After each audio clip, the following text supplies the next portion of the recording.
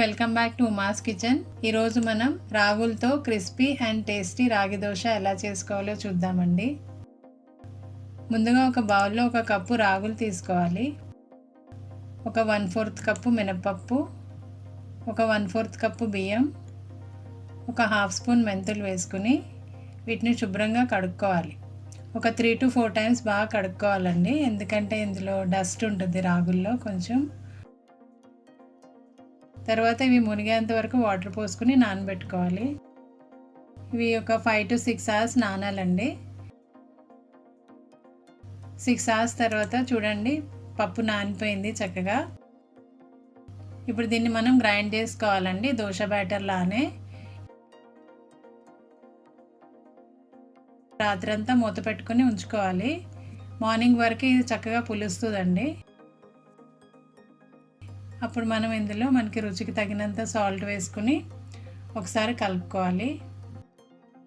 చూడండి కన్సిస్టెన్సీ ఇలా ఉంటే సరిపోతుంది. ఇప్పుడు మనం చట్నీ చేసుకుందామండి. ఇప్పుడు చట్నీ కోసం ఒక ప్యాన్ పెట్టుకుని అందులో ఒక టేబుల్ స్పూన్ ఆయిల్ వేసుకోవాలి. ఆయిల్ కొద్దిగా వేడైన తర్వాత 10 ఎండుమిరపకాయలు వేసుకుని ఫ్రై చేసుకుని పక్కకు పెట్టుకోండి. తర్వాత 1 ఇంచు అల్లం, ఒక 10 వెల్లుల్లి రెబ్బలు వేసుకుని ఫ్రై చేసుకోవాలండి. ఇవి కొద్దిగా ఫ్రై అయిన తర్వాత ఒక 3 టమాటాలు కట్ చేసుకుని వేసుకోవాలి. టమాటాలు వేసిన తర్వాత కొద్దిగా సాల్ట్ వేసుకోండి. ఇలా వేసుకుంటే టమాటాలు మనకి త్వరగా మగ్గిపోతాయి.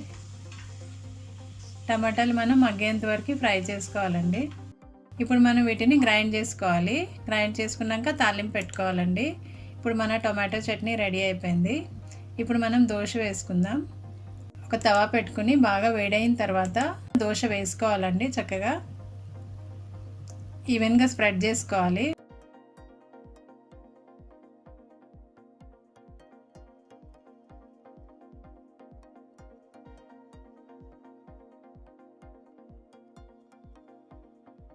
తర్వాత కొద్దిగా ఆయిల్ వేసుకోండి. ఒక స్పూన్ వరకు ఆయిల్ వేసుకుని ఒక 2 to 3 మినిట్స్ కాలనివ్వాలండి.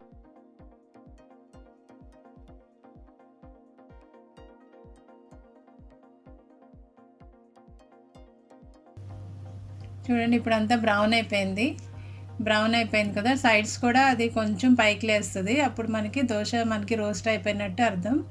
ఇప్పుడు మనం దాన్ని టర్న్ చేసుకోవాలి.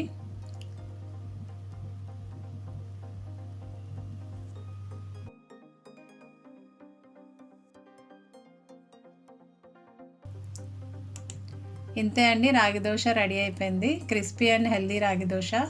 ఇప్పుడు మనం దీన్ని టొమాటో చట్నీతో, పల్లీ చట్నీతో దేంతో అయినా సర్వ్ చేసుకోవచ్చు. మీరు కూడా తప్పక ట్రై చేసి చూడండి. ఈ వీడియో మీకు నచ్చినట్లయితే లైక్ చేయండి, షేర్ చేయండి, సబ్స్క్రైబ్ చేయండి. Thanks for watching.